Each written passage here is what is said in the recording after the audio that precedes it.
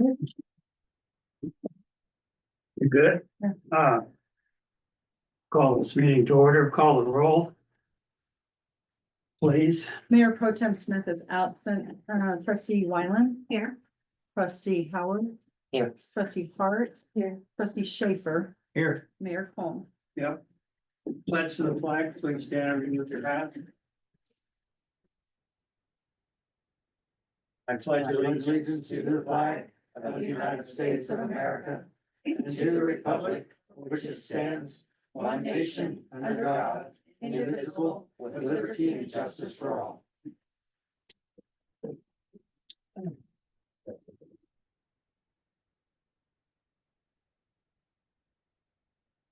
Okey doke. Everyone's had a chance to look at the agenda. Entertain a motion to approve the agenda. Hold on. Hold on. Oh, I have two additions to the discussion at the end of the agenda. One is communication with town insurance, Sursa. And the issue or the subject of obtaining new iPads or technology for the board. Under D, under discussion. And then what was the other one? The second one? First one. Oh, the first one was communication with Sursa, the town's insurance company. Okay. Anybody else have any additions to the agenda? Seeing as how we're 25 minutes late already.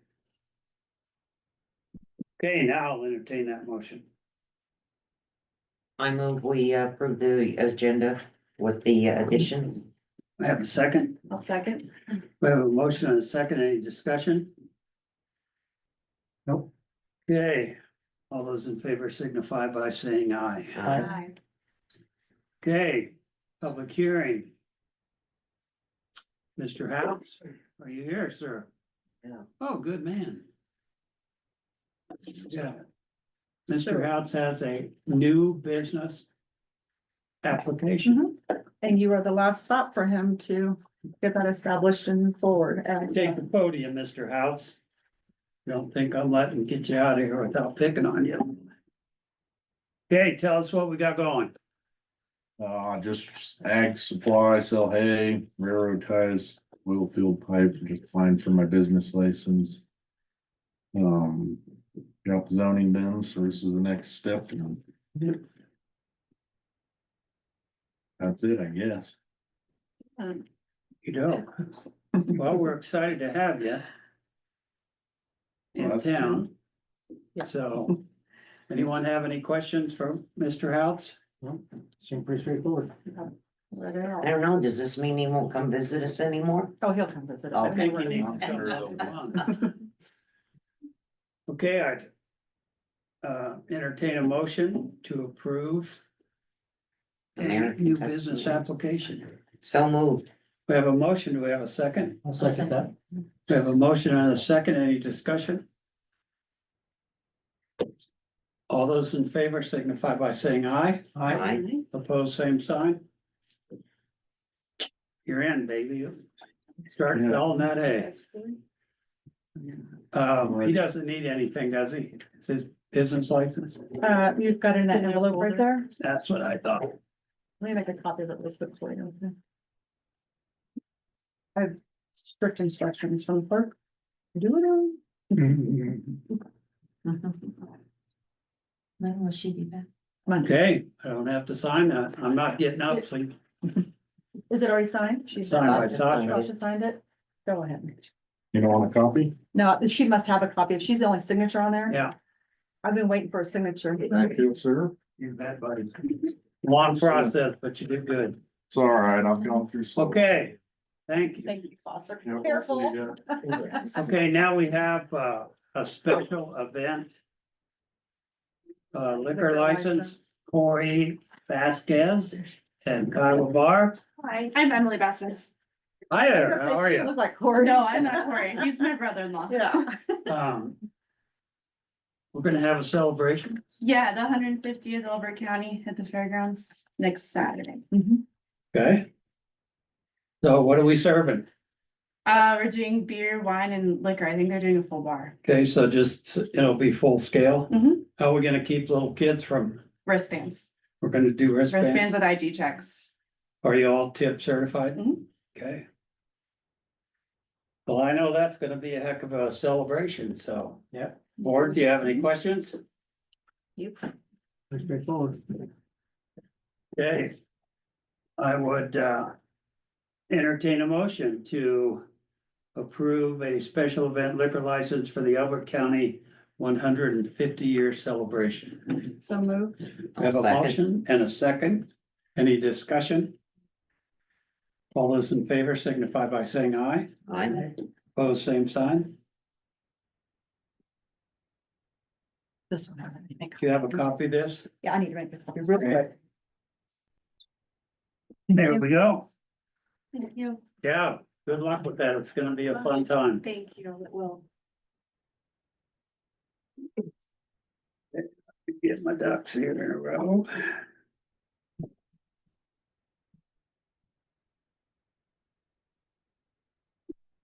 Smith's Dairy.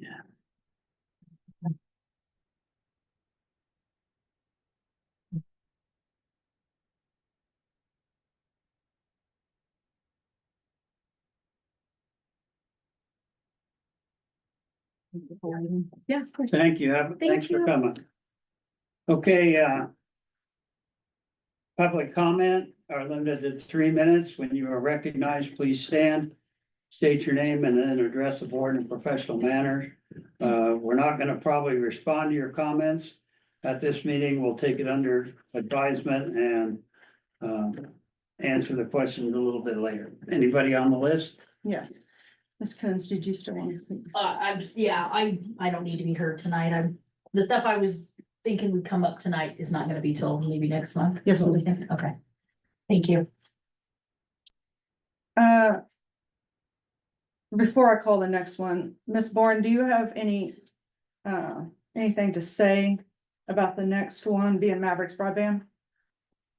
I do, in light, I think the board is aware, they saw the email over the weekend and Maverick's attorney, I believe we forwarded that letter to you as well and have directed them to just have contact with me directly since the letter intimates that they're threatening litigation. So I don't think that the board at this point should take any public comment from them unless it's unrelated to their right-of-way permit application. As you know, certainly happy to hear if they have any other comments, but not related to that pending matter. I believe it's a public comment period. And we're allowed to talk in a public comments. Ruth? I- Did you hear his comment? I know, I find that rather bizarre. Has your attorney not discussed that with you? That, you know, once you intimate that you're going to sue whomever, but particularly a local government, then that communication needs to remain by and between the attorneys. And so that, My attorney, I believe you're mistaken. What the law says is that you as an attorney can tell my attorney that we are not to directly contact from our attorney. So it means that all communication from one attorney has to take place from another attorney. It does nothing to prevent the parties themselves who are not attorneys from communicating. you know, in all due respect, I don't agree with that with respect to the Board of Trustees. Agree. Ms. Bourne, does the board need to make a motion or can the mayor make the decision to move past the public comment? What is to move, in the spirit of moving forward, what do we need to do? Just please be aware, we will consider this censorship and not being allowed to speak on public comment if that is the path it's chosen. Okay, I mean, it's, we can accept that. What do we need to do to move forward? I mean, you guys can pass a motion that you're not gonna take it. Public comment right now if it's with regard to the right of way application in light of their recent correspondence to the town. So for clarification, I can make a motion not to hear the public comment if it's regarding the right of way permit.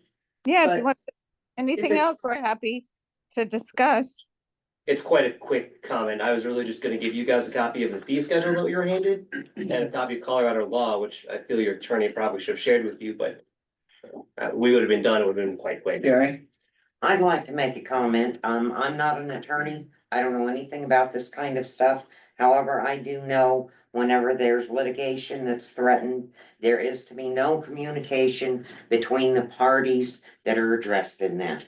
So my opinion on this is I have nothing to say in regards to the Mavericks right of way. It needs to be done through our attorney. Ruth?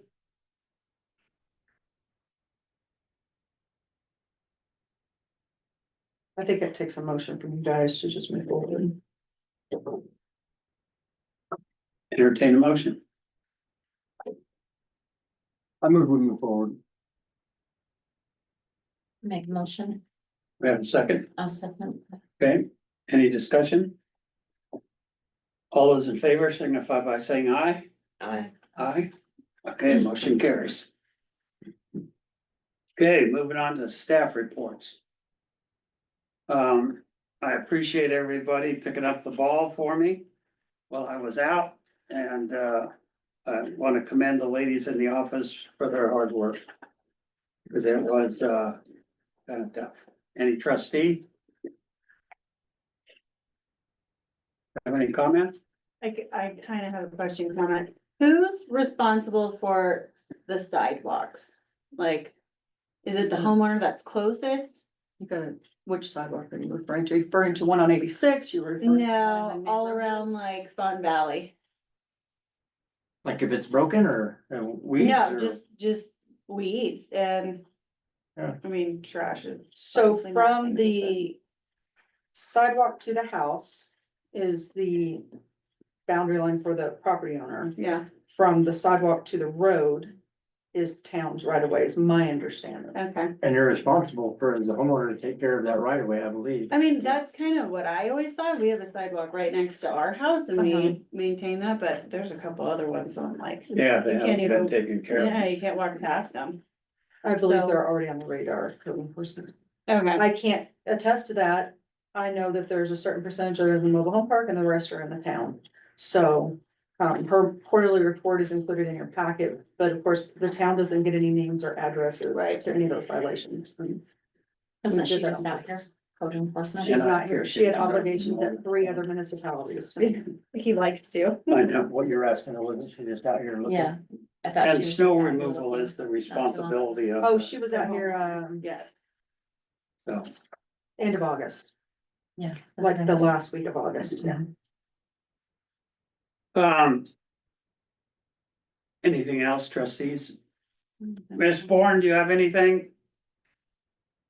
I don't at this time. Okay, Kimberly?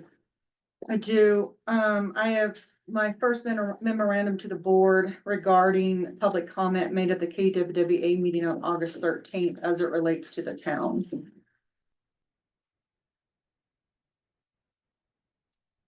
And we read that into the record of the KWWA, and we're going to do the same. Yes, sir. Okay, go ahead. So a little background on this, this is regarding the August 13, 2024 Kiowa Water and Wastewater monthly meeting, where Debbie Olam made specific public comment, her attached document, handed directly from Debbie Olam to the town clerk. It read to the following effect. I picked out the ones that are directly related to town. Number one, there's no record of the town of Kiowa filing the 2025 eligibility survey for funding.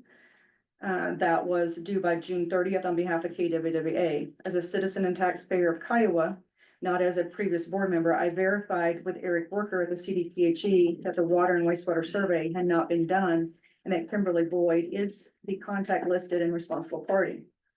Number three, the current town administrator was involved in previous discussions about sewer options with the previous facilities manager, Bobby Cheveria. This was during the time that the fairgrounds campground updates and installation were being done. Discussions included the similarity to the trailer park that pays a monthly minimum per site for water and sewer. Tasha Cheveria was the town clerk at the time, so Sasha would not have known. The board discussed concerns about the county allowing people to dump their RV tanks when they're traveling through or returning from a trip. Bobby confirmed that the county was not interested in spending that kind of money on taps and a monthly fee. The email attached was sent out after we confirmed that the county has tank and charges citizens to dump there. Why would KWWA take on this without charging tap fees and monthly fees, just like the trailer park? If the county wants to run a campground with amenities, then it should pay just like anyone else. Number three, the audit should have been completed in a timely manner and approved by the board prior to submission. Ronnie Farmer has always previously met with the board to discuss any concerns prior to acceptance of the audit. The KWWA audit and the Board of Trustees audit were both submitted without board approval. Upon further analysis, and the reason for this memo to you guys is the fact that I am directly employed by you. When I violate the terms of the operating agreement, that's reflective on the town. That's why we're addressing this tonight. So upon analysis of these assertions regarding number one, on August 22nd, 2024, Mr. Eric Worker, project manager at the Grants and Loans Unit of the CDPHE, confirmed his conversation with Ms. Olam a couple weeks prior. However, Ms. Olam neglected to include context to the effect that she was told the town is on the current 2024 DWRF project eligibility list and the 2024 WPCRF project eligibility list. And that even though we did not receive a survey for the 2025 project eligibility list this year, the projects currently listed would be carried over to 2025 unchanged. Further, he did confirm for her that I am listed as the point of contact for the town and further gave me instruction on how to opt in to the Water Quality Control Division's messaging page to receive the communications regarding funding opportunities for the annual eligibility surveys. It would seem Ms. Olam is clearly still receiving these communications as the previous authority president, and rather passing them on to correct the point of contact to assure no proverbial ball is dropped with regard to potential funding to the KWWA. She's holding on to them and utilizing them to make baseless, disparaging public comment at monthly meetings, which clearly does not show a concern for her previous board nor the citizens of this community. Number two, minutes for the February 8th, 2022 monthly meeting of the KWWA reflect the following. Quote, Debbie Olam asked the board to consider how they would want to handle the campground at the fairgrounds having water and sewer hookups at each individual campsite. Would they require a monthly sewer fee for each site or a bulk fee for use? Tim Kraft proposed that a demand study be done to determine feasibility. This will also be discussed at the February workshop, end quote. Said workshop was scheduled and held by Ms. Olam and Ms. Olam alone, with no town staff involvement, the evening of Monday, February 21st, 2022. There was no staff present during the conversation of said workshop. Further, due to Ms. Olam facilitating and conducting the workshop alone, there was no recording nor minutes of this meeting, which was not an uncommon practice for Ms. Olam during her tenure as president of the board. Upon speaking with Tasha Cheveria after the August 13th, 2024 monthly meeting, she remembered the subject being dropped by Ms. Olam because it was decided at the workshop that making it a requirement for the fairgrounds to have water and sewer hookups at each site, quote, was not reasonable and the water use was already being tracked, end quote. Ms. Olam is coming to the public comment of the current KWWA board and making assertions regarding subject matter that was pertinent during her time on the KWWA board. Indeed, the subject was of interest in February 2022 when Ms. Olam was still president of the KWWA board, but she only now is making issue. This was indeed an oversight on the part of the KWWA board or even the staff in this office. If it was, which it was not, why did Ms. Olam not pursue the matter then? One can only surmise that it stopped being an issue after the workshop she conducted on February 21st, 2022. Number three, after conferring with Mr. Farmer, auditor for the town and KWWA since 2008, concerning this public comment from Ms. Olam, I learned he has conducted the annual audits of both entities in the same time each year for just under 20 years.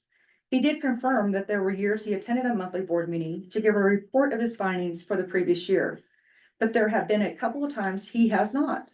With the 2023 audits, there was much back and forth conversation between myself, Mr. Farmer, and the QuickBooks specialist concerning many aspects of the financials.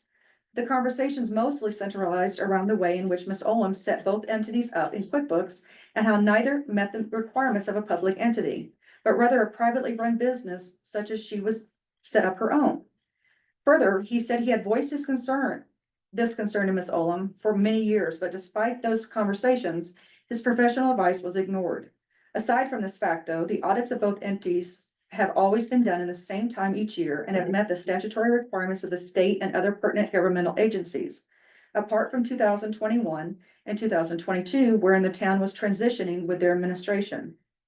The 2023 audit took longer than anticipated to complete due to the numerous revisions needed to the restructuring of the QuickBooks accounts by a QuickBooks specialist and myself to both entities. In 2022, when Ms. Olam advised the town and the authority board how much more simplified the accounting would be by moving to QuickBooks from Cassell, she similarly did not take into account the fact that neither entity can be set up as a personal business, such as her own, rather than a nonprofit or a public entity. This caused several issues with completing the audit and required more time and money to restructure the books to allow general fund account numbers once again, categories, etc., that would match up to the auditors. Despite the extension of time it took to correct the issues caused by Ms. Olam, both audits were submitted by deadline with all required regulatory agencies and state departments. Further, due to the extensive time spent on making these revisions, there was little doubt about errors on the part of the auditor, which only left the boards the formality of accepting the audits as they were presented. Lastly, assertions made at the August 13, 2024 monthly KWWA meeting by previous KWWA board director Tim Kraft that the authority is under a requirement to have legal counsel approval for such are inaccurate. This may be true for private entities such as Mr. Kraft's companies, but is not for public entities. General counsel would have no productive direct input into the financial activity reporting made by a board certified auditor any more than the auditor would for a state bar licensed attorney's legal work. His assertion was baseless and simply proposed unnecessary costs to be further incurred by both boards. The memorandum I wrote to you is for advisory only and for the record. No further action is required by the board. The documents referred to in your memo are attached to the back of the memo. All right, any questions on that? Okay, Public Works, park looks good, the swing set. Yeah, he's been working on it a lot. He's very prideful in his park, so yeah. We found a local distributor for that black rubbery mulch did. and stuff. Yes. So that was good. Will the same be done at the Fawn Valley Park? With time. That was extremely bigger. expensive and it's a much bigger project over there. Yeah. I did have that conversation with the insurance loss auditor that you to put that requirement on a rural community like Kiowa. It's The very financial taxing. cost is very taxing and he understood that and we were fine with it. I did not give him a deadline. As to when it Thank would be you. done. Are there grants available through Colorado Lottery to help with our parks? There's not grants through the lottery. Our CTF funds come from the lottery. I've kind of, because they're nominal, I let them accumulate throughout the year for big projects like that. Our main park, Nordum, is more apt to be able to be funded with various things by grants because it sets off the main highway and it is our main park. I do have a meeting with GoCo on Monday to discuss some options there with Nordum Park to see if we can make some revisions, specifically adding a bathroom. But Fawn Valley kind of sits over there in a very odd area of town that's not accessible to the entire town per se.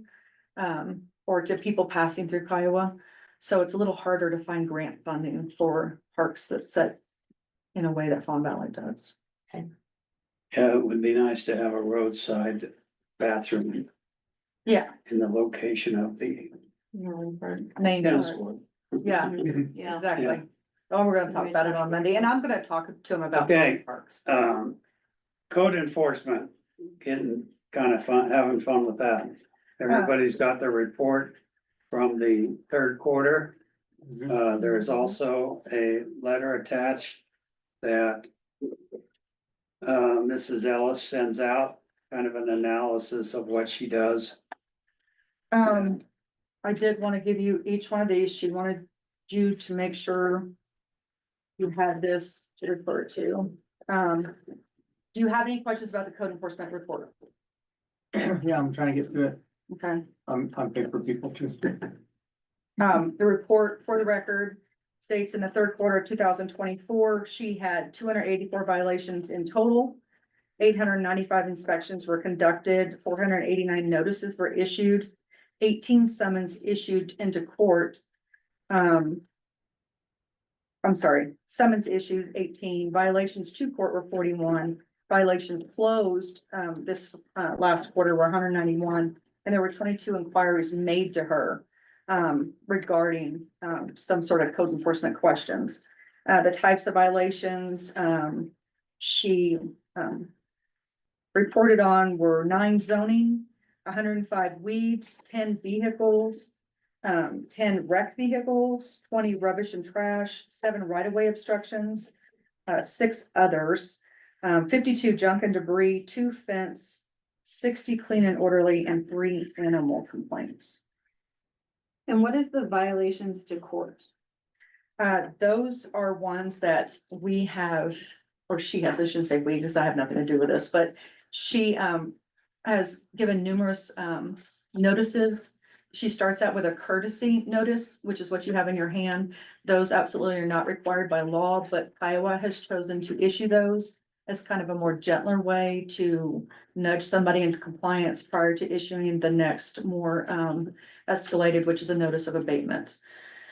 So violations to court are ones that have, already gone through a courtesy notice and probably numerous notices of abatement by this time, because we're just now starting with municipal court next month. And as you all know, that was decided because we weren't able to reach compliance any other way.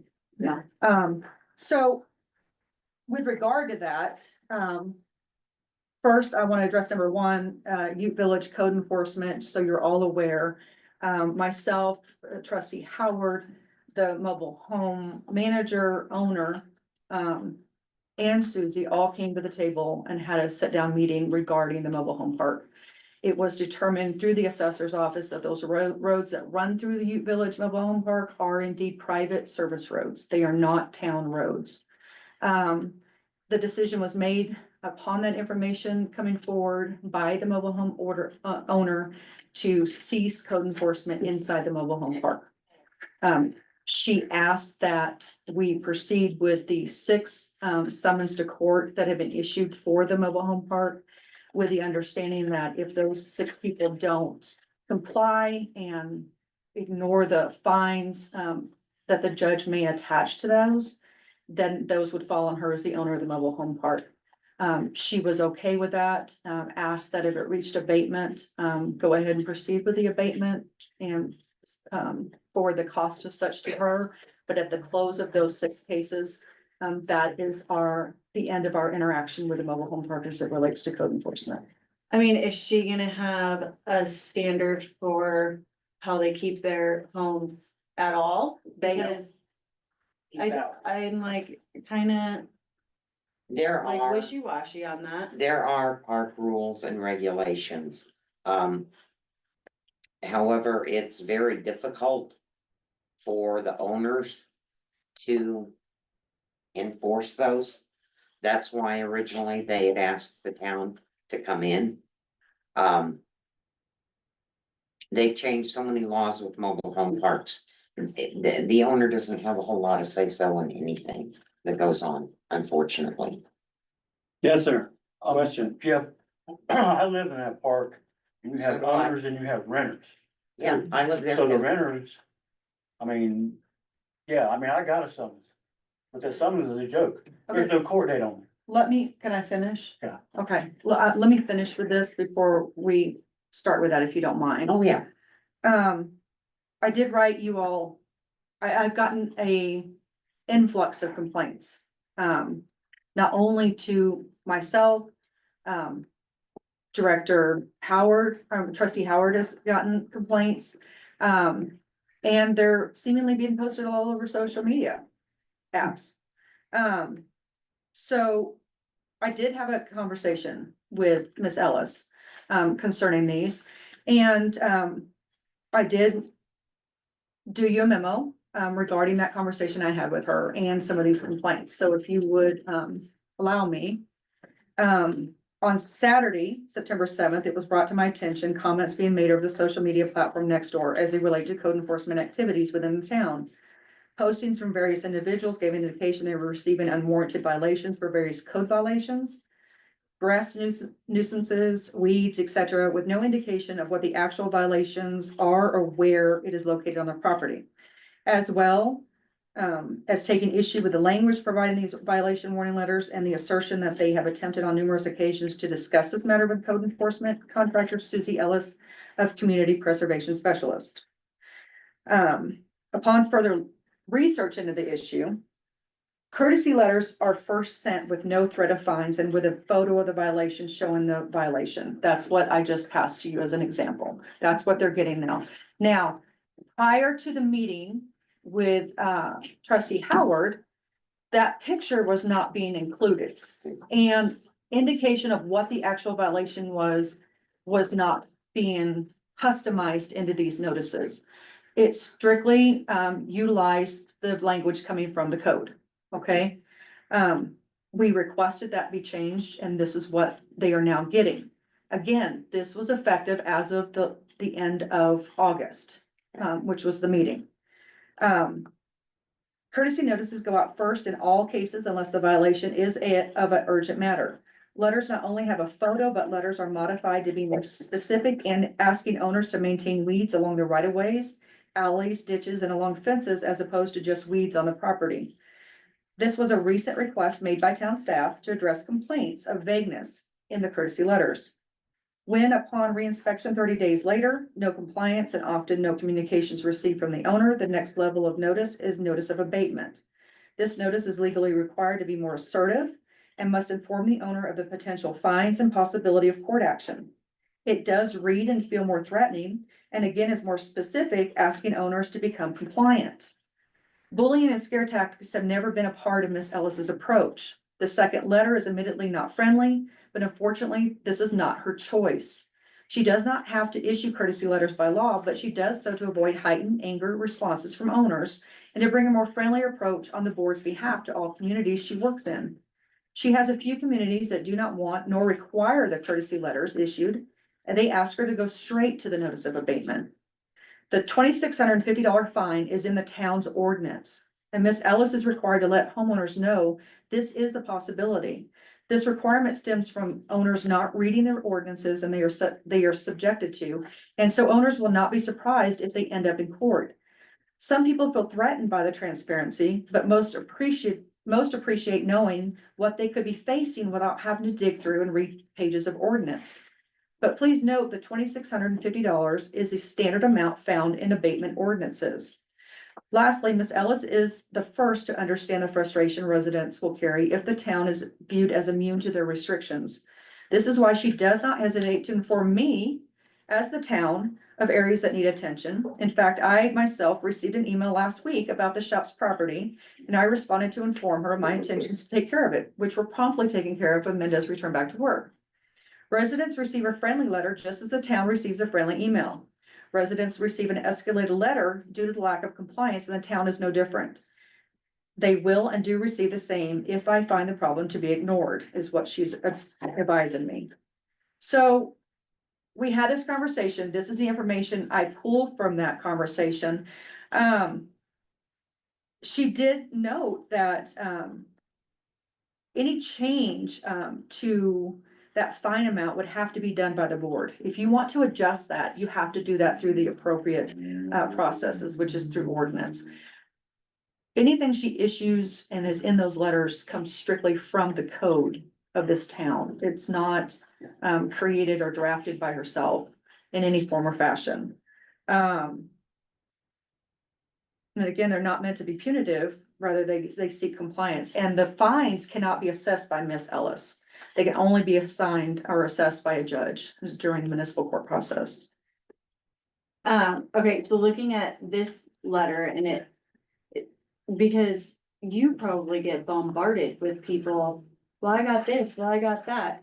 Does it have to say code and zoning enforcement, town of Kiowa? I can't, anybody else's?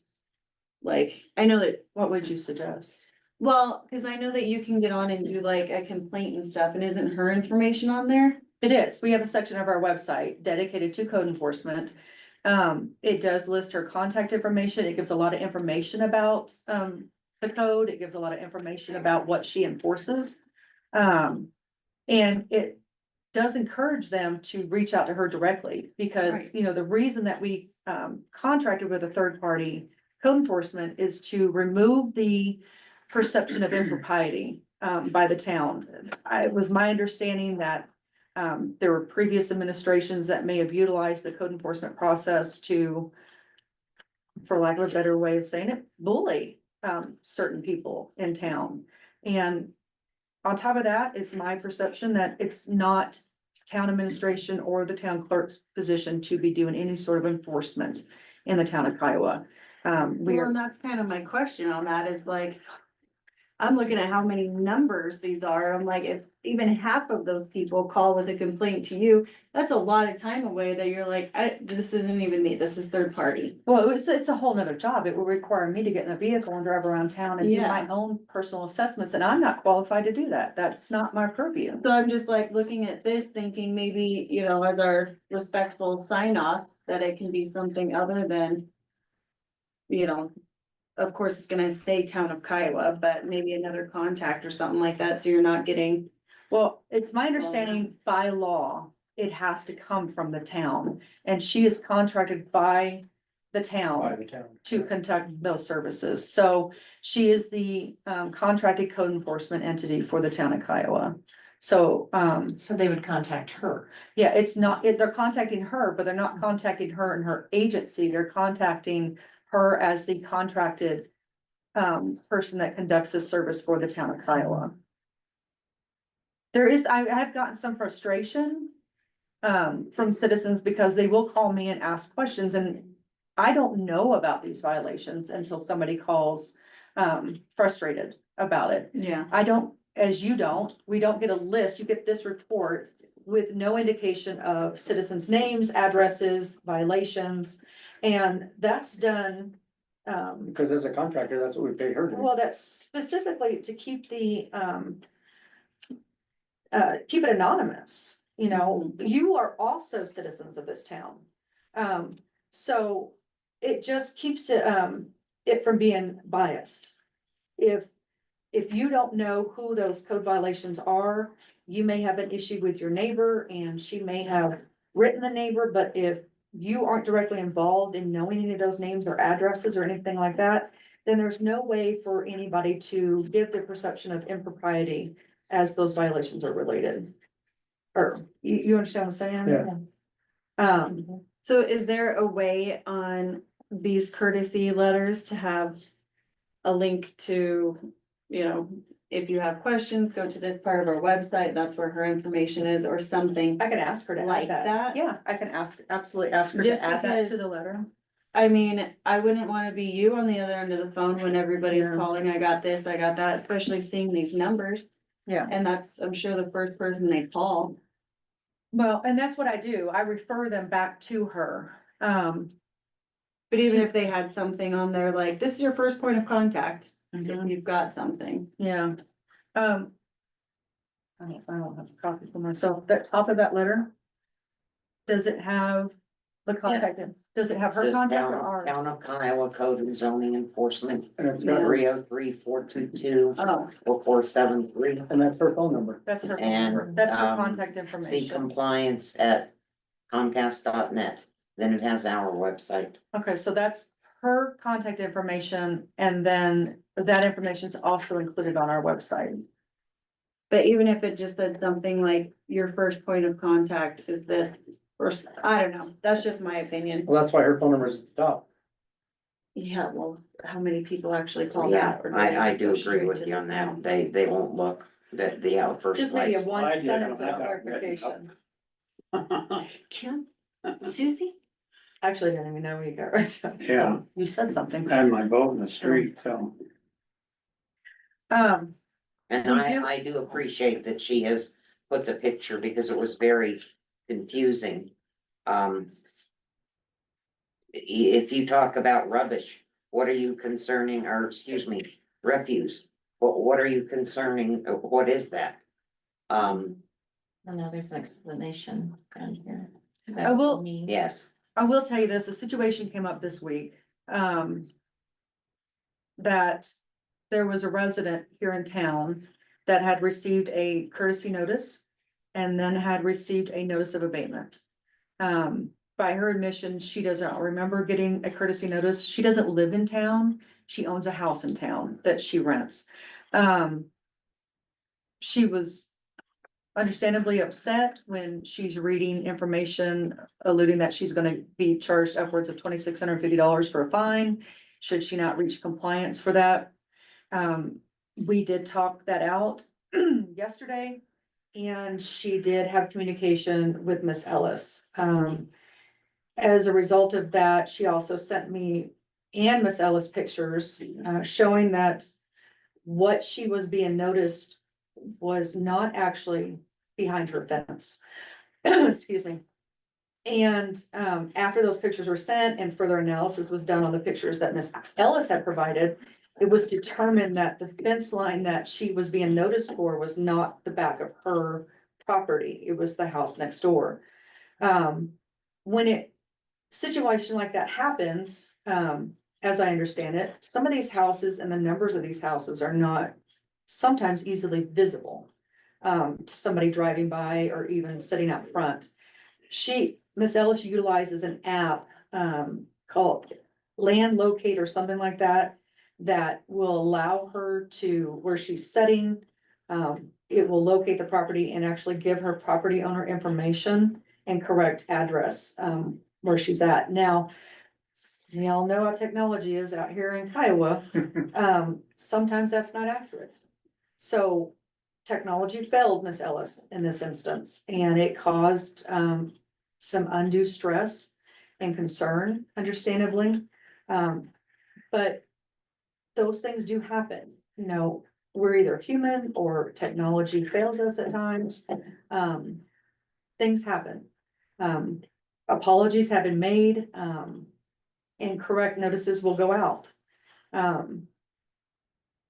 But that's just one particular instance. I will tell you, I don't know everybody sitting out here, but I think some people are sitting out here, you know, because they are upset at the code enforcement, and things that they've received. And I will leave it to you if you would like to hear from them. I would. I think it's important that we do. Sir, I feel so. tell us what you got. I've never received a letter. Okay. And yesterday, well, I'm not gonna say his name, the park manager delivered me a summons. Now, why did it go to him and not me? Now, I'm not a lawyer thing or whatever, but I always thought summons or, well, warrants, I know that, but shouldn't that have been served from a law enforcement officer? No, sir, and I can answer that. The reason you are getting that from the mobile home manager, the park manager, is because when our code enforcement comes out there, she's conducting enforcement on the property, not inside the home or in the backyard, only what she has a view of driving past the property, okay? Mhm. All of those properties in that mobile home park are owned by one person that lives in Denver. And because she is the owner of the property that is being enforced, our code enforcement person is required by law to make the person, if she has your address, to make you aware of what the violation is and send a duplicate of that notice to the owner of the property. Because ultimately, if you choose to ignore them and you choose to ignore court, which would probably end up with a warrant, but if you choose to ignore all of that, the responsibility ultimately ends up on her. And she'll be Now, wait a required. minute, she'll be- who is, are you talking about Kim and John? I am. That own Yes, sir. the property? Yes, sir. Okay. I know who you're talking. Yes, sir. Well, here's the thing, is, and I'm not singling any one person or any, that lives in that park. But I have seen trash can change, debris can change. Weeds grow, they get cut, they grow, I mean, it's, how am I to know when this compliance is to be met on a certain day, or what time frame do I have? What standard do I need to go by? I mean, I'm flying blind here. I have no clue. Then the best answer I can give you, because we have chosen to go with a third party that removes us from that enforcement position, is to contact that contact information at the top of that letter and have that discussion with Ms. I've Ellis. never received a letter. Can I get a copy of that contact? So if you had a summons, yeah, I can absolutely give you. And that summons, my wife and I both looked at it, there's no court date on there. So how is that a legal I document? can't speak to that, sir. I cannot speak to that. Cause now it's. I mean, I'm just, Yeah. I'm trying to find out what's going on. Now it's all. I don't wanna fight with anybody. No, I I wanna understand. be compliant, but if I don't know what to do, what do I do? Yeah. Right, I so mean. there's the contact information from Ms. Ellis. If you've been given a summons to court, we can't speak to you about that, and I don't. No, I'm just I saying. get that. I'm just saying, even if we had an answer to your summons, because it's now gone into court, we can't speak to that. It has to be done with Miss Ellis and, with the judge.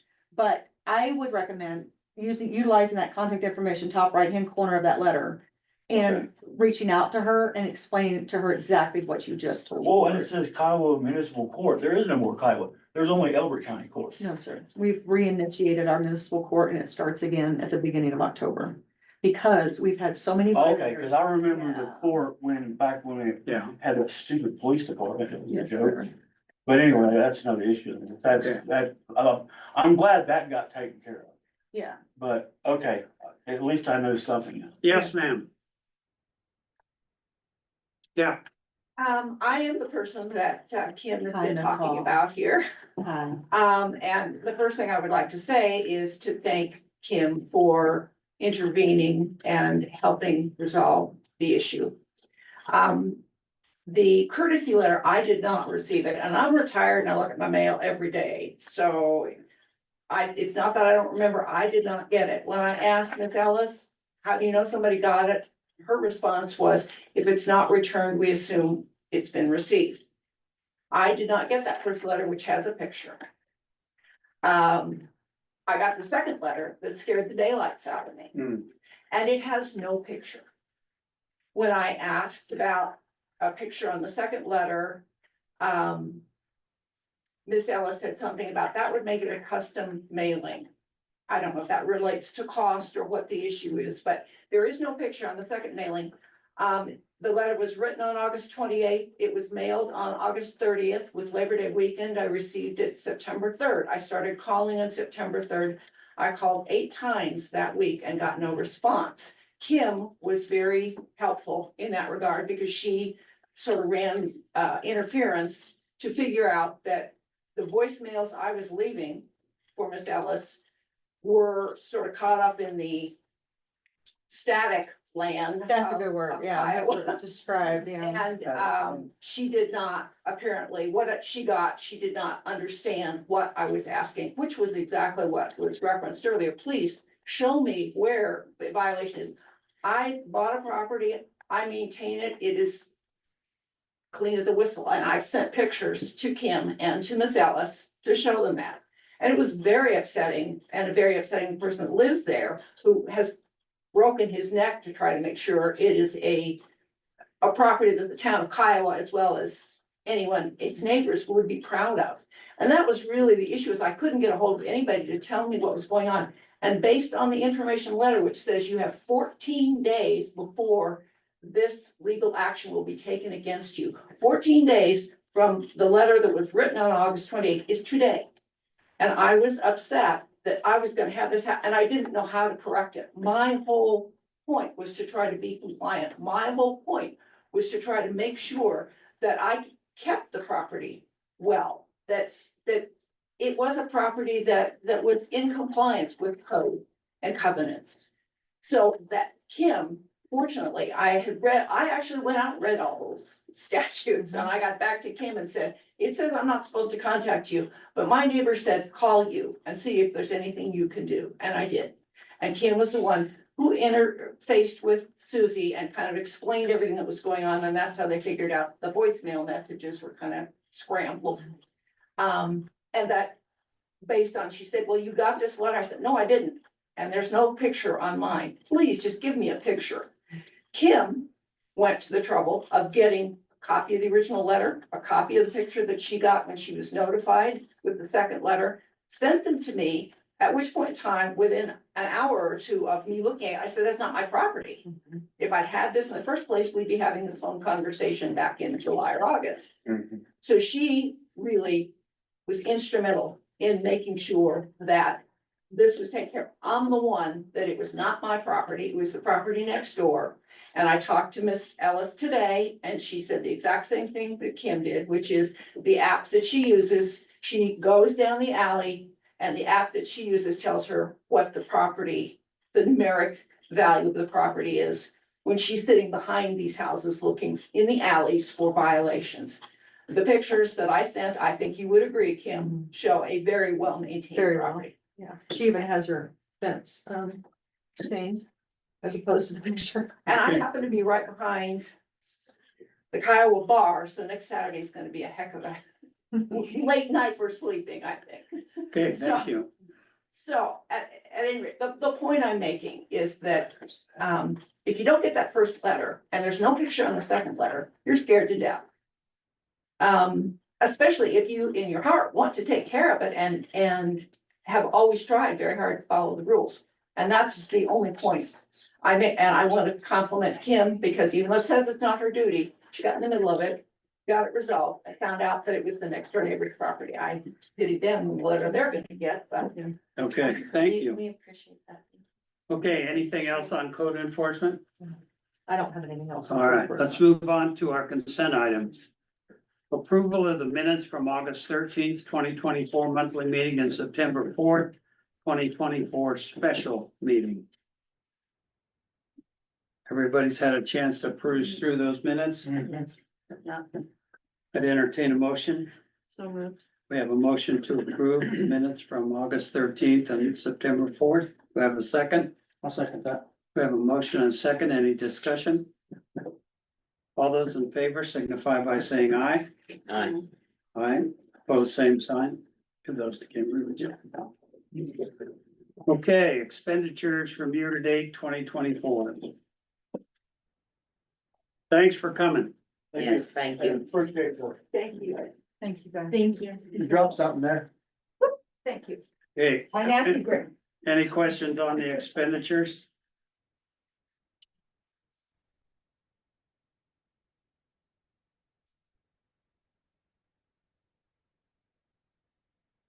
I'd entertain a motion to approve. So moved. We have a Second. motion, we have a second. I'll second. I'm second, same time he was Okay, motion talking, and second. so. Any discussion? All those in favor signify by saying aye. Aye. Opposed, same sign. Okay, 2025 proposed budget. It's Trustee Howard, Trustee Hart. Got anything you want to share with us on that? Oh, we'll go over a couple of things here, Okay. but hopefully you guys have looked at it and Yeah, whatever we have questions are. If we can't answer them, Kim can help us out. On the revenue, I'm sure you guys have heard about the, new law that was just passed. To help people out with their property taxes. I don't know if anybody looked at that, but it is going to affect the Elbert County property tax that we get in. We have estimated that at 184,000. There is a good possibility it's going to be less than that because the towns currently get 5.5%. And with this new bill that was just signed into law, we are only gonna get 5%. They've reduced what the towns are getting. So that number will probably change. We don't know exactly what it's gonna be yet.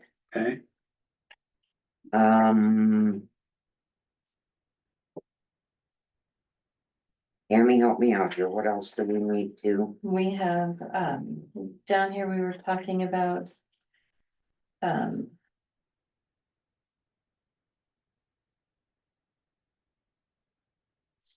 Someone still owes for legal. Yeah, there's still, we set the legal fees at being $40,000 for 2025. As you can see, we've spent $71,767. Oh, it was a little rough here. But 30 Okay. grand of that is still owed by Kraft. If we ever get it. So that's why we went with the figure of 40,000, okay. because that's technically what we would have spent. And then going over to the second page. We were going to town events. And I know I have other notes too. Town events, we were going to, look at hiring somebody possibly. But, I don't know, I still think we should do volunteer. Wouldn't hire for what? To help coordinate this, Yeah. the event planning committee right now as it sits is me, Kim, Sasha, Erica, Jay, and the guy from the bank. And we have to go to every event, we have to set everything up, and half the time, it's usually only the three of us. Me, Kim, and Sasha. And we can't continue to do this. And there has been discussion in the event planning meetings that we not do the events. That's the worst thing we can do. We're trying to have community participation. We can't have something and then, oh, we don't want to do it anymore. That makes us look foolish to the citizens. So my thought was that maybe we could post it out there sooner to get volunteers to throughout the town to come help with that, because you know how I feel about the lack of participation with our residents. And I would like to see more of them participate, so maybe getting emails out or I don't know, flyers through town to see if, or even in the paper, to see if we can get people involved. Social media is Mhm. just. Yeah, and, Yeah, that too. and we're pretty good about that, but there again, What did you say, social media, what? It's a big one. yeah. Um. It would not hurt to have somebody to help facilitate things. That's kind of what we're looking at. An organizer. We had kind of talked Like a part-time position? last year about Yeah, having like kind as of, needed. a contract as needed. right? And then us as a board kind of trying to pick out some of those things that we know we can commit to. Summertime for my family, we're home like every 2 days. So, but like other things, Easter, whatever else, that's something that I could do. That way we have more of a commitment. Yeah. You know what I mean? A buy-in to it. Yeah. One of the things I brought to their attention, that was brought to my attention, is Elizabeth was encountering the same issues with their events. You know, they were relying on their town staff to organize them, plan them, facilitate them, and they weren't getting much participation at all either. They found this firm that assists with it. I don't know what their capabilities are or where the limits are, but they've kind of contracted with them to take over the kind of what we do with it. And I suggested, I don't know if they would be able to come in and maybe take over partial planning of it, where, you know, they plan it, they get the advertisement out there, you know, the flyers and all of that, and then maybe there's a pool of volunteers that come help, you know, with facilitating it. I don't know what that looks like. If we did something like that, would we have to put out RFPs? I don't know, because I don't know what this entity that they use entails. Well, and Or how they even. came my about thoughts them. on it, and we don't need to go into a lot of detail with this. The town actually used to have an event coordinator, Really? that worked with Maria. They only worked part-time. Kim Eckerd used to be Oh. the event coordinator. Huh. So, it was worked only again? part-time work. But, I kind of agree because we do need some help. Kim usually does the flyers. She didn't have time to do that. Of course, I tried doing the last flyer and she already sent one over and said, here, what do you think? My ADD gets severe. So, And then down here, on our equipment, you know, we sold that equipment, last year.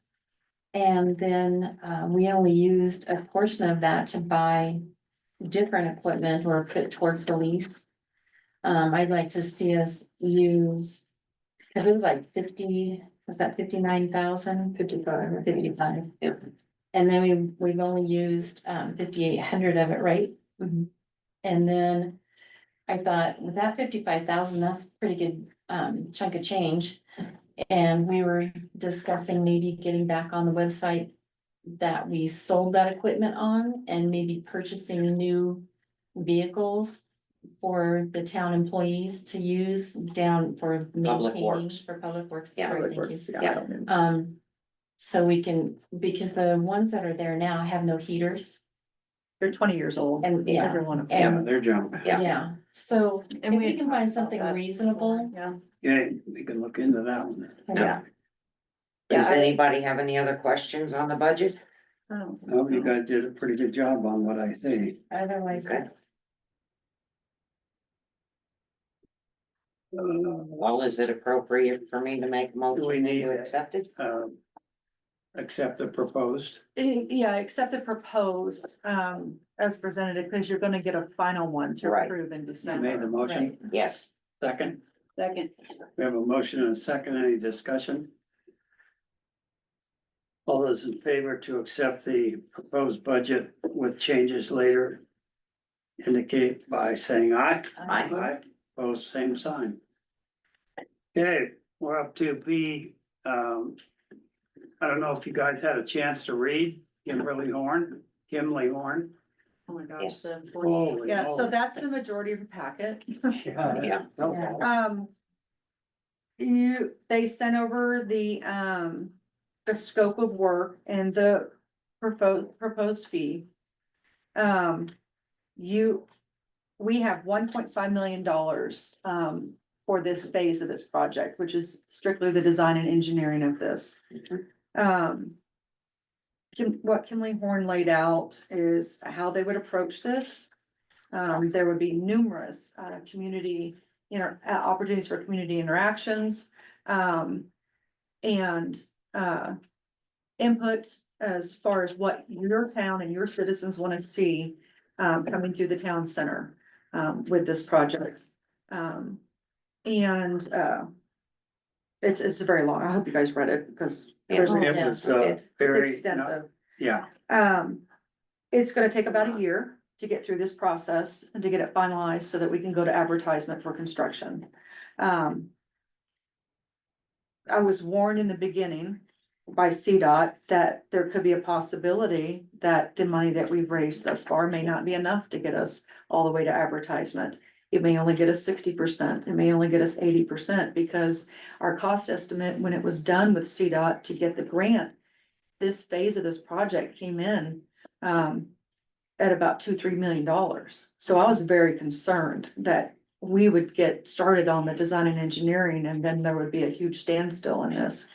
Kimley Corn, came in, including, a contingency, fund just under that $1.5 million. So even with allowing contingency on this project, we still are coming in under budget as long as, we stick to it strictly. Mhm. There will be bi-monthly meetings once this starts. But the long project is your scope, your breakdown of what the plans are and the cost estimate for that. And the other is the agreement for those services that we need to approve and enter into. And then that needs to be followed by an ordinance, putting it all in a final form. Get to that. part I was looking for, sorry. Each, they have it split down by task. One of the things I love about this, they're gonna help me find grants and apply for them. There you go. That's fantastic. So when we finish this design and engineering, we should already have money set aside to move directly into construction. Good. Because they will be seeking those and helping apply for those as we move through this process over the next year. Beneficial to them too, 'cause I'm sure they want to get paid. Right. Yeah. I would just like to make a comment that, I mean, we all know, we sit here, we hear Kim talk to us about grants and such. Do you realize that since she has been here, she has gotten us just shy of $2 million in grants? Uh-huh. And you guys also need to know, I used to do grants. It's not just a matter of getting the grant. You have to report every single little thing you do. Each of those grants, when I used to do them, and we only had one grant, it would take me easily 30 hours a week. Not a week, 30 hours a month, just for the reporting on that. So we've got to look that along with her other duties we give her, she's got that going on. You should have bragged about her in your turn of trustees. Oh, well, I'm sorry. Discussing this house bill. I know. But I just needed to brag on her. I know, you just, okay, so, I would entertain a motion to approve ordinance 10, series 2024, an ordinance approving a civil engineering fee agreement for the town of Kiowa, Colorado, 86 sidewalk and drainage improvements with Kimley Horn Associates Incorporated. So moved. Second that. I have a motion and a second, any discussion? All those in favor signify by saying aye. Aye. Opposed, same sign. Okay, discussion memorandum from Coberly Web Creations. Yes, so I also included this memo in the Water Authority's packet. Because another area that we continuously get complaints about is the impression of not having transparency through our website. What is not available through the website, as opposed to what was previously available before we switched over to this new platform. And I want to start out by saying, just like I did with the Water Authority, I don't know if you all are aware of this, but the web designer that we went with, and I didn't share this with the Water Authority, but when we received our initial grant to create the new website, I had to choose a web designer provided to me by the organization that gave us the funding. And I spoke to 3 or 4 of them and I settled on Trish. At the time, I didn't know that Trish was actually the project manager for, and the director for the accessibility project through the state. I think you did tell. the Did I? board, Okay. Yeah. So I found that out about a year or so afterwards. So I felt fortunate because I knew that anything that we're getting advice on or direction on as it relates to Straight from the source. comes yeah. straight from the source, yeah. So I continue to keep going back to her about the complaints we're getting with the information that's not accessible on our website currently. And she drafted a memo to both boards speaking to that effect. And I would like to read that into record so that there's clarification of why we're where we're at and how we're getting to where we need to be. Trish Coberly is with Cove Web Creations. She does work for DOLA, directly for the state and for the accessibility project put down by the governor. To whom it may concern, the critique of the town of Kiowa and the Kiowa Water and Wastewater Authority's approach to transparency, particularly regarding the accessibility and availability of digital material on the town of Kiowa's website, requires clarification in light of legal obligations and financial realities the town faces. Number 1, compliance with Colorado law. The town of Kiowa and the Kiowa Water and Wastewater Authority have fully complied with the requirements set forth by Colorado House Bill 21-1110 and House Bill 24-1454. These laws mandate that all government websites must be accessible to individuals with disabilities and adhere to the Web Content Accessibility Guidelines. WCAG 2.1 AA standards. This compliance is not optional, but a legal necessity aimed at ensuring equitable access to online content for all residents, including those with disabilities. In order to meet these requirements, the town of Kiowa and Kiowa Water Wastewater Authority undertook a significant effort to remediate digital materials on its website. This process included remediating documents from the years 2022, 2023, and 2024. The decision to limit the availability of materials to the current year plus 2 years back was not made lightly. It was a necessary measure due to the high costs associated with document remediation, which must be balanced against the town's budgetary constraints. Number two, financial realities and risk management. While transparency is a core value of the town of Kiowa and the Kiowa Water and Wastewater Authority, the town of Kiowa and the Kiowa Water and Wastewater Authority must also be fiscally responsible. The cost of remediating all historical documents to meet accessibility standards is prohibited. Providing unremediated documents on the website poses a significant legal risk, including the possibility of fines and lawsuits, which could further strain the town of Kiowa and the Kiowa Water and Wastewater Authority's financial resources. Therefore, older documents were archived and removed from the website to mitigate these risks. This approach is in line with the town of Kiowa and the Kiowa Water and Wastewater Authority's commitment to both transparency and legal compliance. It is important to note that the town of Kiowa and the Kiowa Water and Wastewater Authority have taken proactive steps to comply with the law, including leveraging financial assistance from the micro grant program to aid in the remediation efforts. The positions of the town of Kiowa and the Kiowa Water and Wastewater Authority grossly far ahead of many other local governments, many of which yet to begin address these requirements. Number three, transparency through accessibility. Transparency does not solely mean making all historical documents available online, especially when doing so would violate state laws regarding accessibility. True transparency includes ensuring that all citizens, including those with disabilities, can access the information that is made available. In working with the town of Kiowa and the Kiowa Water and Wastewater Authority, it is clear that both entities are committed to this inclusive approach, which aligns with the spirit of both the Colorado Anti-Discrimination Act and the Americans with Disability Act. Number four, comparative transparency. While the town of Elizabeth and Elbert County may provide extensive records, it is important to recognize that each municipality operates within its own financial and legal context, and an evaluation of both of these websites indicate they are grossly out of compliance. While the deadline has not yet been reached, it is quickly approaching, and these entities have not begun to remediate their websites nor their documents. Significant changes or financial commitment or both are likely to be employed soon. Town of Kiowa and the Kiowa Water and Wastewater Authority's approach to transparency is tailored to its unique circumstances, prioritizing compliance with state law and the equitable treatment of all residents. The town of Kiowa and the Kiowa Water and Wastewater Authority remains committed to providing accessible information and will continue to refine its processes to ensure it meets the needs of its residents while adhering to legal standards. The availability of more recent documents online, coupled with the option to request older records through the open records request process, demonstrates the town of Kiowa and the Kiowa Water and Wastewater Authority's ongoing commitment to transparency within the framework of legal and financial responsibility. In conclusion, the town of Kiowa and the Kiowa Water and Wastewater Authority's approach to managing its online records is both legally compliant and fiscally responsible. By focusing on providing accessible, up-to-date information while mitigating legal risks, the town of Kiowa and the Kiowa Water and Wastewater Authority are not only meeting but exceeding its obligations under Colorado law. This ensures that all citizens, including those with disabilities, have equitable access to the information they need.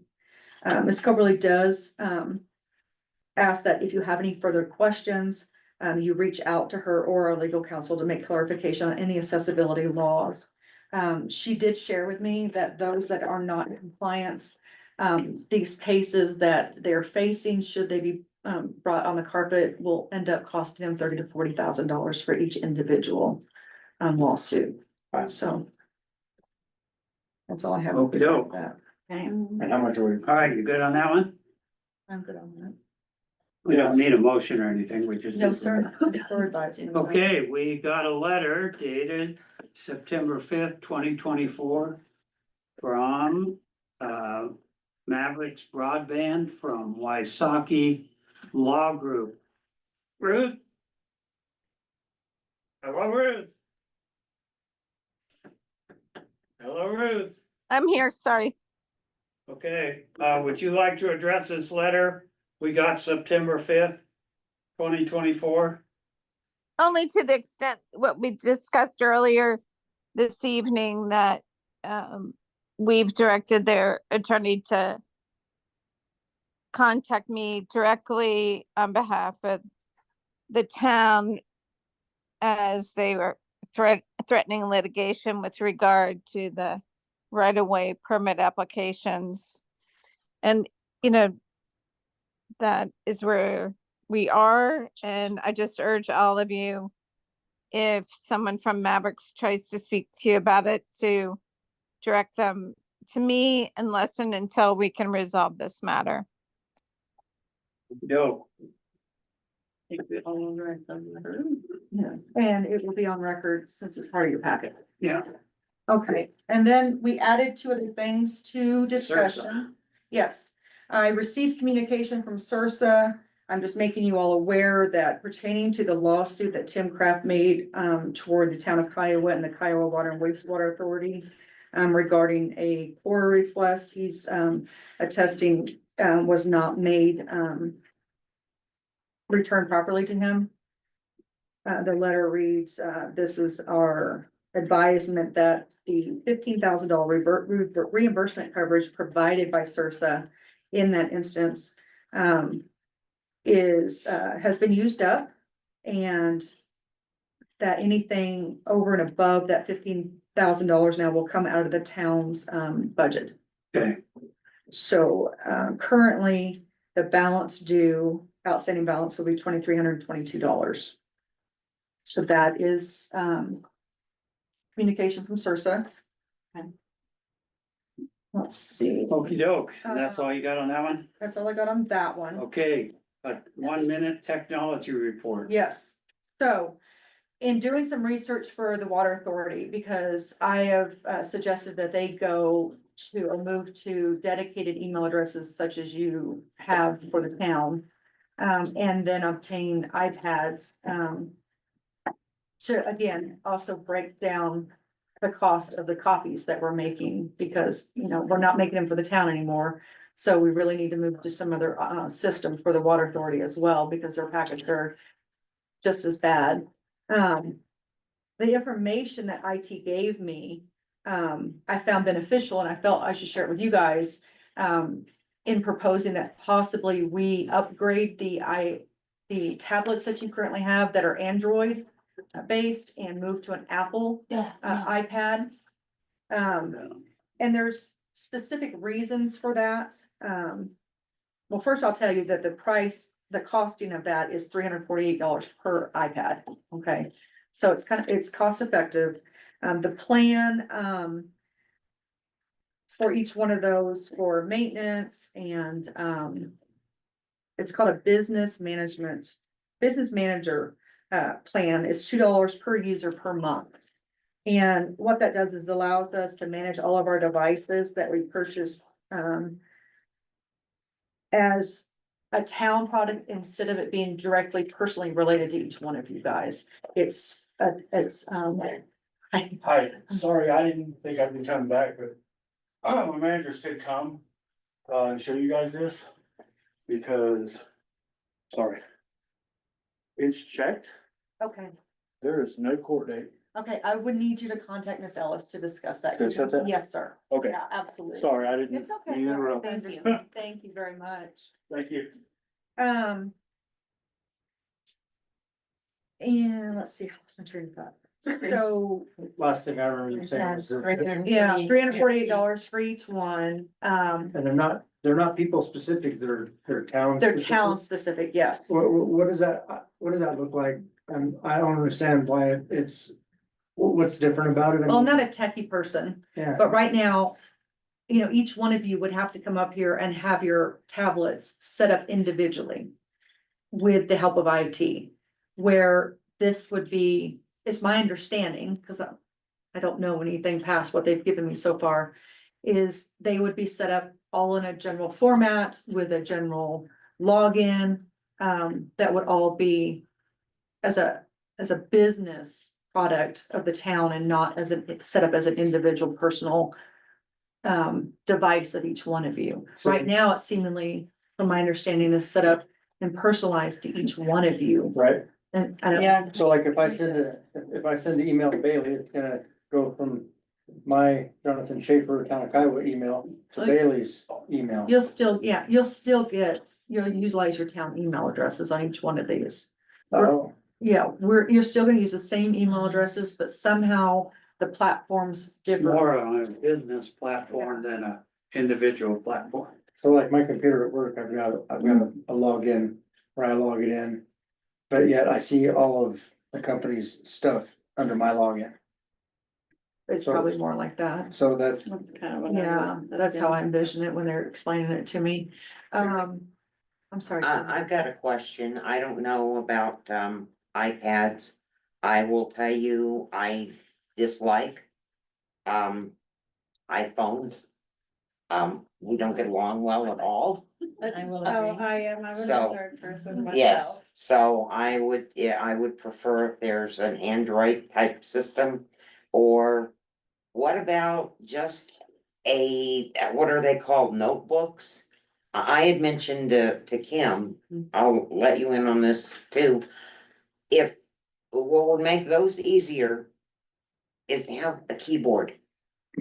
To sit and type out an email on them is obnoxious as all get out.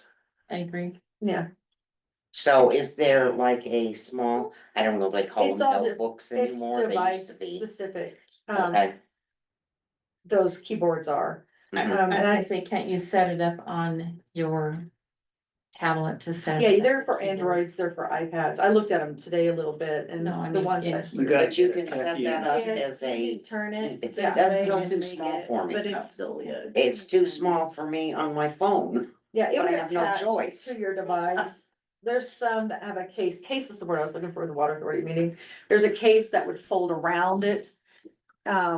And then it would unfold and the way it sets up, it was set up much like a laptop sideways. Mhm. And it would have a Bluetooth keyboard Yeah. attached to it.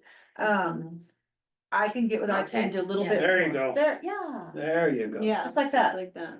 Yeah, I that'll like keep you that. from crying. Yeah, I like that.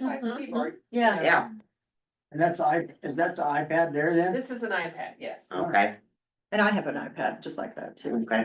And I don't have an iPad and I'd throw it in the trash if I did, so there you go. Stop it, stop it. Well, why can't we keep this, the Android system and do the same thing? I can ask them. I can Probably definitely not ask them. compatible. If, yeah, if it's compatible. Well, and I will agree, Android's we've had outdated. these for I guess. 3 years, 4 years now. Yeah, we've Yeah, had those a since long COVID. time. Yes, so it might not be a bad idea to get newer ones. Or get the iPad, like we I said. don't want an iPad, Rick. Quick What thought. happened to these ones? They'll go back to them and to the company that they got them from and they'll be refurbished and probably resold. Okay, so So we we would get still credit. get something So, for yeah, would that. we yeah. get credit It's for fine, them yeah. back? Yeah, Well, not much. If Yeah. it's, we keep them and then we get new ones and these don't do anything, we'll figure it out. type Yeah. of thing. Yeah, the water authority kind of tabled it until we did a little bit more research on it, get more I information. think that's. We Yeah. can't, just, Terry, you Yes. can get it. You can get like an actual keyboard that hooks up to your iPad. I mean, they do make those. I'm not saying every board member needs one, but that is available. They're kind of, Terry needs one, Terry's old. We just saw an example of. Can I see that? okay. So, Thank you, Ruth. Thank you. Right, we're gonna take that, get some questions answered and move Yeah. on. I'll put it down. Motion to adjourn. No, Wait. oh yeah, that is it. Wait, Ruth, you can see what was just showed to us. We just we have a motion, Yeah. yeah. Now, I would be comfortable with something like that. yeah, it's such a bummer because I can't always see. We have a motion to adjourn. Do we have a second? I'll second. We have a motion and a second. Any discussion? All those in favor signify by saying aye. Aye. 9:48. Thank you very much. 8:48. Yeah, 8:48. I was like, no.